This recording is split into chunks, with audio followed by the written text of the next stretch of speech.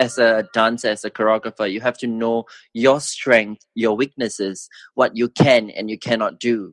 And ultimately, you will know your own product, and you'll be confident about it and know yourself. In this industry, you should learn to be a little bit stronger, not to let anything bring you down. When, no matter how tough your route may be, you just have to believe that, you're going to push forward. Welcome to Jane Jackson Careers, a podcast that takes your career to the next level. Here's your host, Jane Jackson, author of Amazon Careers bestseller, Navigating Career Crossroads.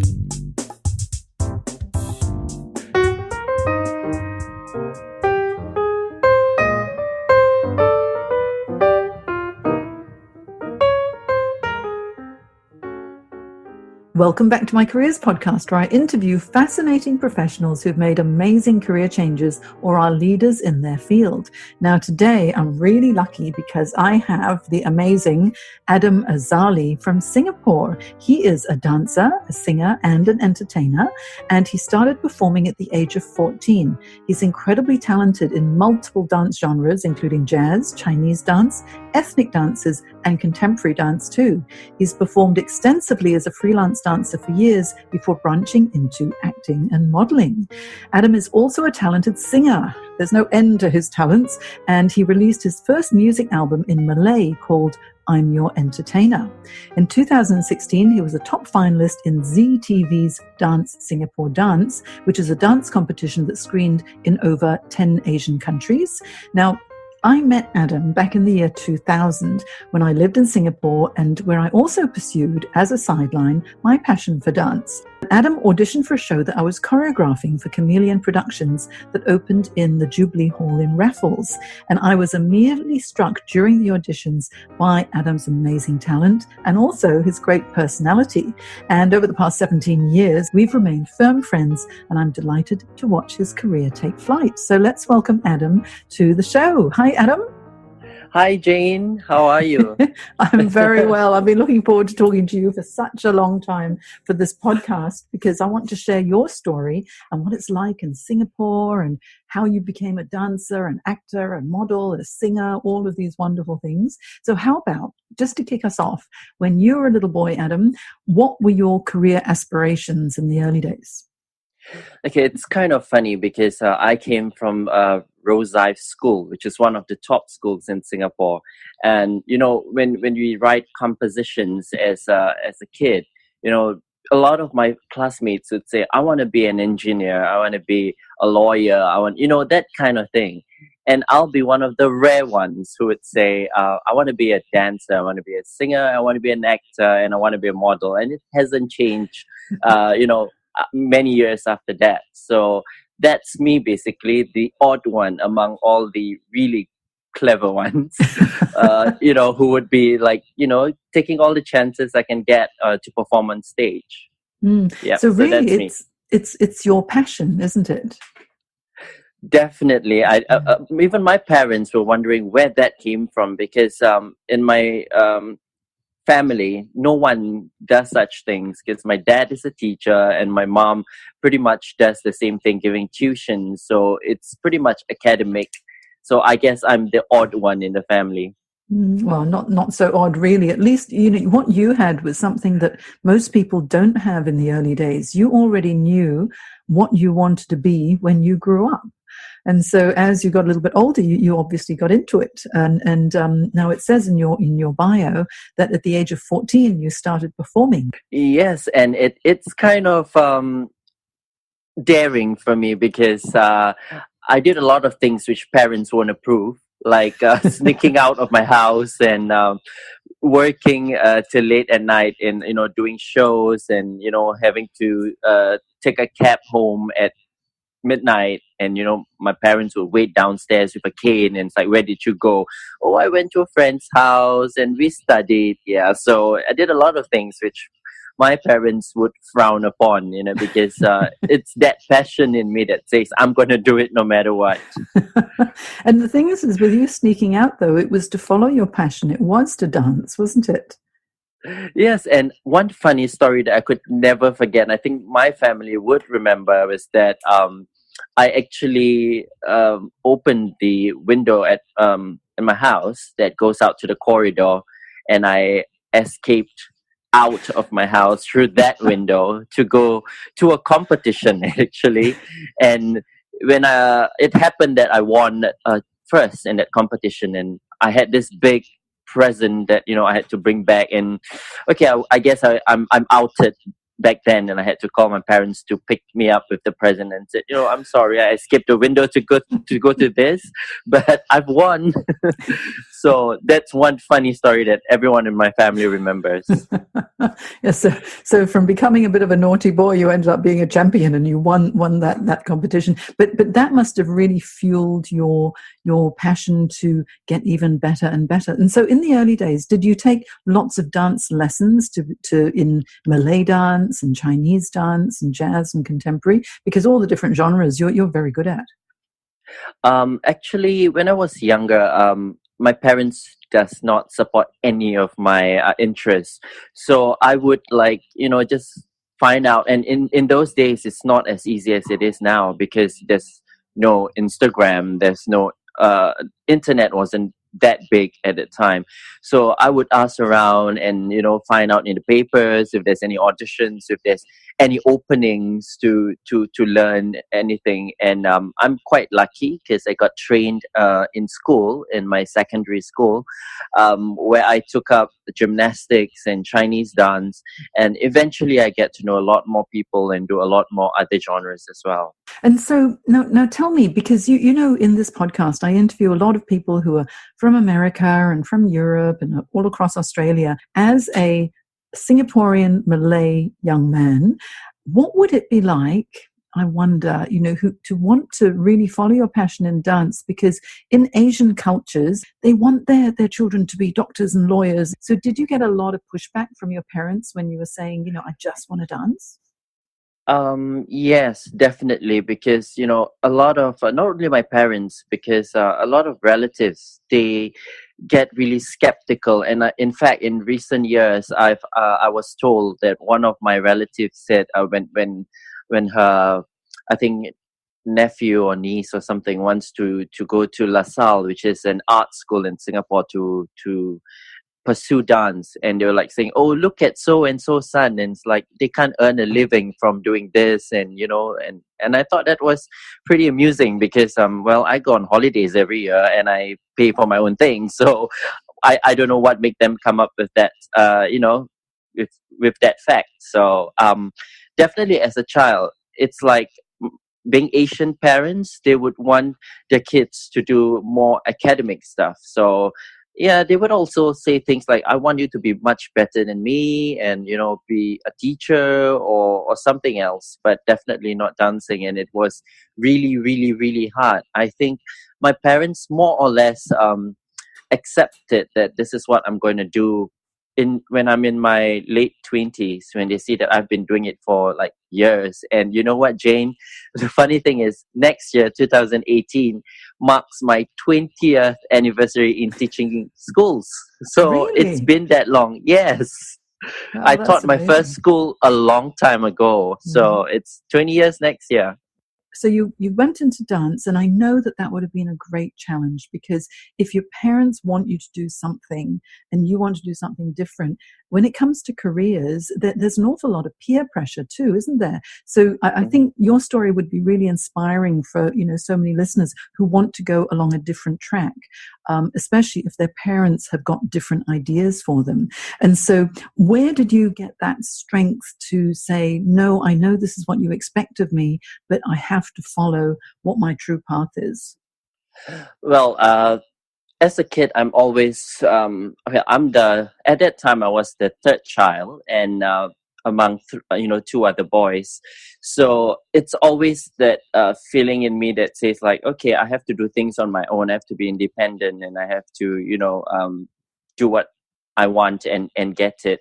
So my eldest brother was the most academic one. He went into the news for being the top Malay student and stuff like that. So I have to keep telling myself I have to, go on and do what I want and achieve it. And funny enough, there's two people who actually inspire me. which is Mariah Carey and Whitney Houston. Mhm. Well, their songs kept me going, and Mhm. it sort of pushed me to do what I want, because if I don't do what I feel I should do, I don't think so I will be able to do it and be happy at the same time. And it's clearly proven.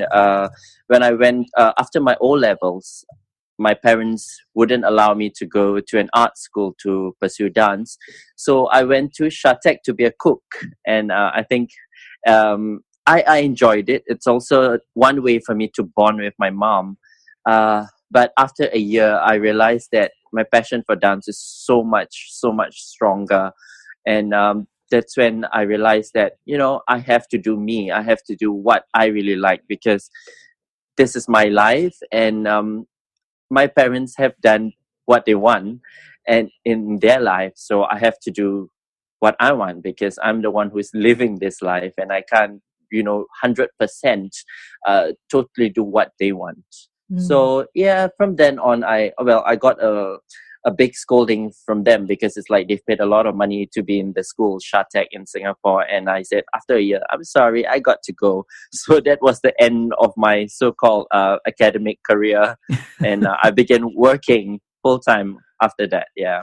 So I guess we're not going to see you in any MasterChef cooking competitions because that's not Well, your dream. funny thing is, last year I shot for a cooking show for ZTV called Make It Snappy. So that was cooking again on a show that was showing in Asia. Yeah. Well, there we go. You're a TV star for cooking, even though that's not your thing. Did you throw in any dance moves while you were at it? Oh yes, definitely. Singing and dancing was definitely part of Adam, no matter where I go. So yeah. Oh, that's so good. Okay, and so now, Adam, I know that you do a lot of choreography and teaching at schools. Tell me, where do you teach and what sort of dances do you teach? For the past 19 years, I've been teaching in schools in Singapore, both primary school and secondary school. And I'm over the years, I'm also quite lucky to be engaged by private companies to do like classes in their studios and things like that.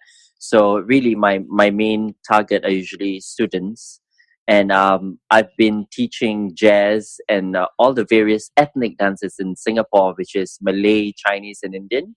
And basically, for since the past year or so, I've been more or less promoting myself as a Bollywood dance instructor. So it's like a program where 1 hour and you do cardio workouts with the Bollywood music, and there'll be a choreography session at the end, like the last 30 minutes or so, and everybody just have fun, burn some calories, and enjoy themselves. And now you've also gone into singing in quite a big way, and you've been entering singing competitions. You've released your own album. Tell me about your album and what sort of songs you've got on there. Okay, when given the chance in 2011 to do a mini album or an EP, the first thing that came in mind was concepts. And I think, honestly, I don't think so. I'm a fantastic singer. So I came up with a concept that I'm an entertainer. And to me, I think an entertainer, you can have a great voice, but at the same time, it's more a visual aspect of it. So I have, I think, four different songs or four different genres. The first one, it's an ethnic Javanese Indonesian song, and the second one is a pop ballad. The kind which a lot of Malays would like, that you can cry to and sing along. And then I've also got like a retro kind of song, which is a bit more R&B. And the last one is a duet with one of the legendary singer in Singapore, Rahimah Rahim, which is very retro. So it's got four different sounds, four different genres. And I think that's a good mix and a variety that, I can target audiences from the young to the old. Mm-hmm. So that was pretty much what I did for my album. It was fun, and also pretty scary, because you see money flowing very quickly. Yeah. Well, hopefully the money is now flowing in very quickly as well. So, but that's quite challenging putting a an album together. So if you're a singer and you want to get an album out there, what's the process? What do you need to do? Okay, I think firstly you need to get to know or find a producer that you like, and of course budget and that you can work with. And the music industry is a lot of money. So you got to prepare loads of money. And secondly, you need to find a producer and people that you will be able to work with, because they will help to put your vision and make it great. So and then of course comes in like a designer or people to make it a bit more creative and fun. But in my album, I did a lot of things, from lyric writing to costume design to concept to everything. So it's pretty much it's pretty much a lot about me, actually. So you're not just a singer, you're a songwriter too. Yes, I worked with one of Singapore's rather top composer, and I worked with him, like write songs, and I even put lyrics into the ballad that had a rather personal story to it, and could be shared with a lot of people, and people could relate to it in a way. In fact, I've got really great feedback on that song, that they say that it's their favorite, and I was banking on that anyway, that song, that one particular song. And what's the name of that song? I'm going to listen to it. Okay, it's called Kumasih, Kumasih, which Okay. means I still. In life, sometimes you miss, people go away from you, people pass away, and they don't always stay in your life. So but you still care, you still think about them in whatever possible way, even if they're not there for you physically, or they're not there in your heart or in your head, or whatever it is.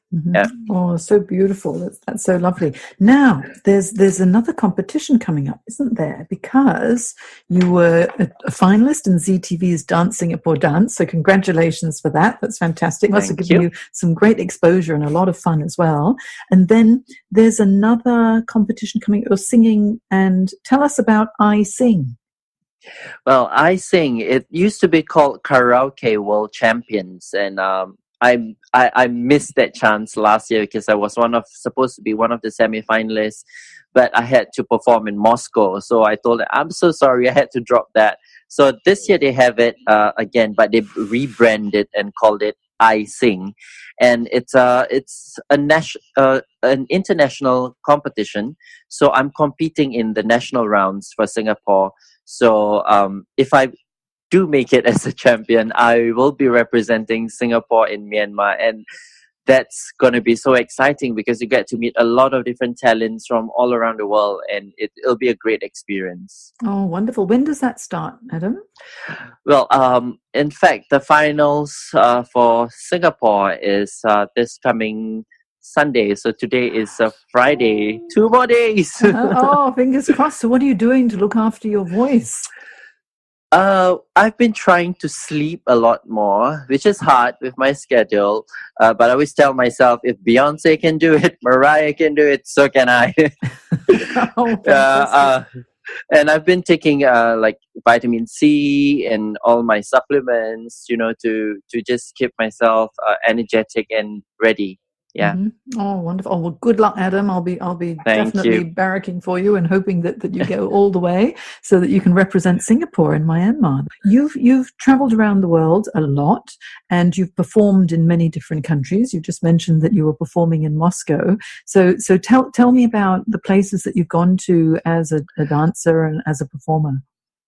Okay, I'm pretty lucky that for my national service in Singapore, I'm in the Singapore Police Force Band. So basically, I'm a dancing policeman, and I have choreographed and performed for the Singapore Police Force Band in a lot of the international tattoos and festivals. And due to that, I've been to Germany, I've been to Japan, and the most recent one in Moscow. But there were also a few projects that I choreographed, but I did not go with them. So I just teach the people, and they go ahead with their performance. So dancing has brought me to a lot of different places, actually. It's a wonderful career, and it's wonderful to be a creative who enjoys this, the physicality of what you do as well. It's so different from my corporate clients that I work with. So it's great to have someone who is so creative. So can you give me, Adam, your top 3 tips, very briefly, for success in the creative field? Okay, number 1, I think you have to know yourself. What do I mean by this? I think as a dancer, as a choreographer, you have to know your strength, your weaknesses, what you can and you cannot do, and ultimately you will know your own product, and you'll be confident about it and know yourself. So the second thing will be, in this industry, you should learn to be a little bit stronger, not to let anything bring you down, which always gets me going back to the Mariah Carey song, which is "Can't Take That Away From Me." When, no matter how tough your route may be, you just have to believe that, you're going to push forward and go ahead. And, there's going to be a lot of people who love you and also hate you at the same time. So I think to always remind yourself, there will be people who hate and not like what you do. However, just be positive about it and tell yourself that haters are like drops of water in the ocean of love, when there's so much more love than hate. So Beautiful. The third one, keep going and persevere, never give up. There's always going to be hiccups in every industry, no matter what you do. But just believe in yourself, keep going and get it going and move on. Yeah. Oh, those are very wise words, Adam, because you've gone through so much yourself as well, and the knockbacks, and you get back up, and especially in this field, when you're auditioning for something, there's a lot of rejection, and then if you thought, oh, I didn't get that one, I'm going to give up, then no one would ever be a dancer or an entertainer or a comedian or a singer, because it's part and parcel of this particular industry, isn't it?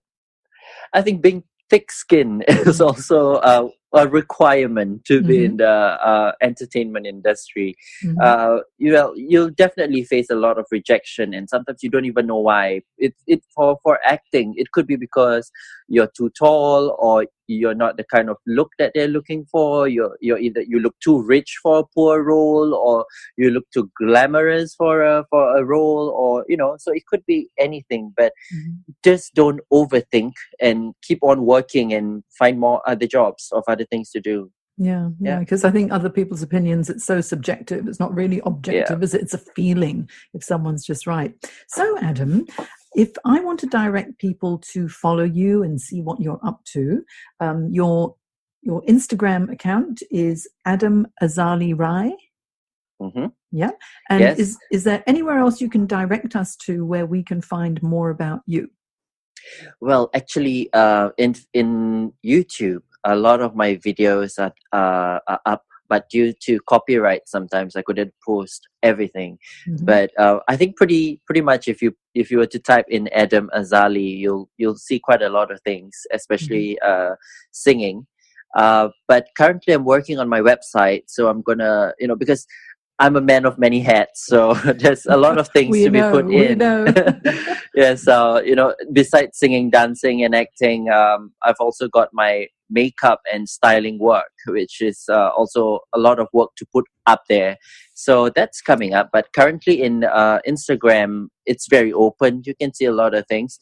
My Facebook is pretty much for friends, so it's not really open to public. And usually in Facebook, I would chat a little bit and okay, we've worked together, then you're part of my Facebook. But Instagram, go ahead, message me anything that you like, or you can comment on stuff, and just reach out to me over there. Definitely. Oh, wonderful. Okay, I will have all of those details in my show notes on janejacksoncoach.com, so you can hop on there. I'll also add some links to your YouTube dances as well, because I really think people should see a little bit of your Bollywood, a little bit of your Malay dance, a little bit of your jazz and everything else. And I want to wish you all the best for your competition in I Sing, and I hope that you get all the way through to the end. Oh, thank you so much. I need all the good luck. So fairy dust. Yes, exactly. And I think I was so blessed and so lucky to meet you back in the year 2000 when we were, performing in Chameleon together, because that was one of the most fun things. And remember when we opened at the Jubilee Hall in Raffles Hotel? That was such a hoot, great fun. Yes, I definitely enjoy, and I'm so thankful that I have met you, in fact, because really it's like you were this ball of energy with that curly hair and always straight now. It's very straight now. So positive all the time and always so joyful, and it's great to work with really nice people. And at that point of time, I think you're one of the nicest choreographers that I've worked with who doesn't scream and shout at anyone. I wouldn't dare scream and shout because the dancers are more talented than I was. So there you go. It's a good thing I'm a career coach and I'm not a professional dancer. There you go. But I really did enjoy that time so much, because being around dancers and actors and singers, I find, it's like a really close community, especially when you're working towards, a show and, the opening night, and it ends up being like a family and you become so very, very close. And I remember when the show closed and everything was finished, I thought, I felt a little bit empty. It's like, I love my family. We've all dispersed. And of course, we still keep in touch, but it's not the same energy as when you're working towards some major show. And you're very lucky with what you do in that, there's one show after another show and you're choreographing and you're helping the kids in junior school and in secondary school, and you've got your competitions, and keep writing songs, because I think that's just a beautiful way to get your message out. Oh, thank you. And I must say that, sometimes when you do shows after shows, and you might get jaded after a while. It's common in the industry, and I think that applies across the board for a lot of other careers as well that you're doing. And like I said, just remember, keep going and persevere, because people get tired after a while and you burn out, but don't take it as though it's the end of the world. You just got to keep going and tell yourself, after a good holiday, after having tea, lots of cakes, maybe you'll bounce right up and you're ready to go. Oh, speaking of food, I used to live in Singapore, as you know, and I miss, Adam, black pepper crab.